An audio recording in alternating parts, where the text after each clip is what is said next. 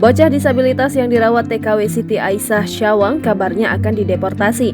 Pihak imigrasi sudah menanggapi soal izin tinggal Syawang di Indonesia. Faisal Soh, sosok yang memviralkan kisah ini pun membeberkan fakta yang sebenarnya. Hal tersebut diungkap Faisal Soh saat diundang bersama Siti dan Syawang ke podcast Uya Kuya. Dalam uraiannya, Faisal Soh mengungkap pernyataan dari imigrasi terkait kisah Syawang yang dirawat Siti selama 4 tahun.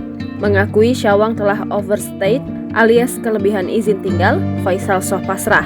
Terlebih saat Taipei Economic and Trade Office memberikan kode bahwa Syawang kemungkinan bakal dideportasi.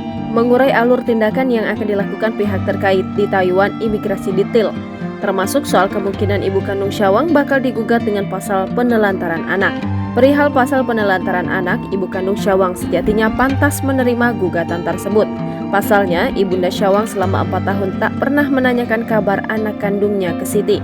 Bahkan mendiang ayah Syawang, Laupan, mengaku lebih percaya anaknya dirawat Siti ketimbang istrinya, sebab ibu kandungnya pernah mau membunuh Syawang. Terkait kelahiran Down syndrome, Faisal Soh yang punya pengalaman mengurai aturan di Taiwan. Sebenarnya, para ibu di Taiwan selalu dites kromosom janinnya saat hamil. Dari tes tersebut bisa diketahui apakah anak yang lahir normal atau tidak. Sebelumnya diwartakan, Siti Aisyah sempat mengurai sosok ibu kandung dari Syawang.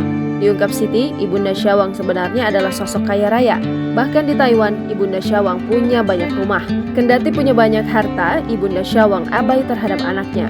Hal itu yang membuat kakak Syawang pun benci pada ibunya. Diakui Siti, Ibunda Syawang lebih sayang anjing daripada anak-anaknya. Tak cuma jahat, Ibu Syawang juga serakah, sebab rumah peninggalan ayah Syawang di Taiwan kini telah diambil istrinya. Ya, kini ayah Syawang telah meninggal dunia. Jangan lupa subscribe, share, komen, dan like ya.